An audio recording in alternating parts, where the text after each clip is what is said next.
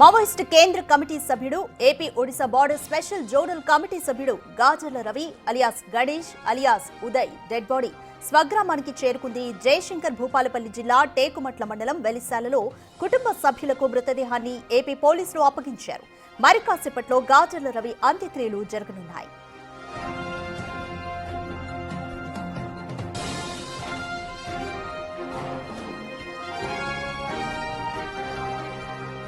గాజర్ల రవిని చూసేందుకు అభిమానులు, మావోయిస్టు సానుభూతి పరులు, కవులు, కళాకారులు పెద్ద ఎత్తున తరలివస్తున్నారు.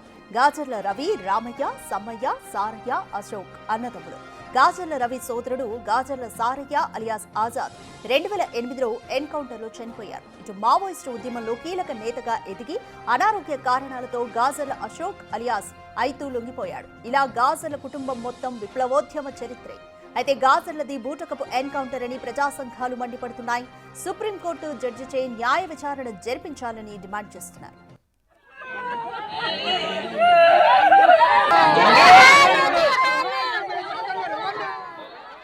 హన్మకొండలో చదువుకుంటున్న సమయంలో తన సోదరుడు ఆజాద్ స్ఫూర్తితో పీపుల్స్ వార్లో అడుగుపెట్టి 1990లో మహదేవ్పూర్ దళ సభ్యుడిగా ప్రస్థానాన్ని ప్రారంభించారు.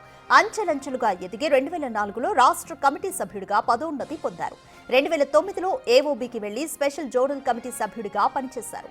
2019 నుంచి కేంద్ర కమిటీ సభ్యుడిగా, ఏఓబీ స్పెషల్ జోనల్ కమిటీ కార్యదర్శిగా కొనసాగుతున్నారు.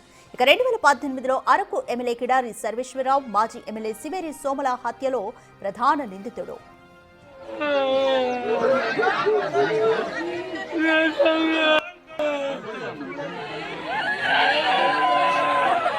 ఉమ్మడి ఆంధ్రప్రదేశ్ ప్రభుత్వం 2004 అక్టోబర్లో జరిపిన శాంతి చర్చల్లో పీపుల్స్ వార్ తరపున ప్రతినిధులుగా హాజరైన ముగ్గురిలో గాజర్ల రవి ఒకరు.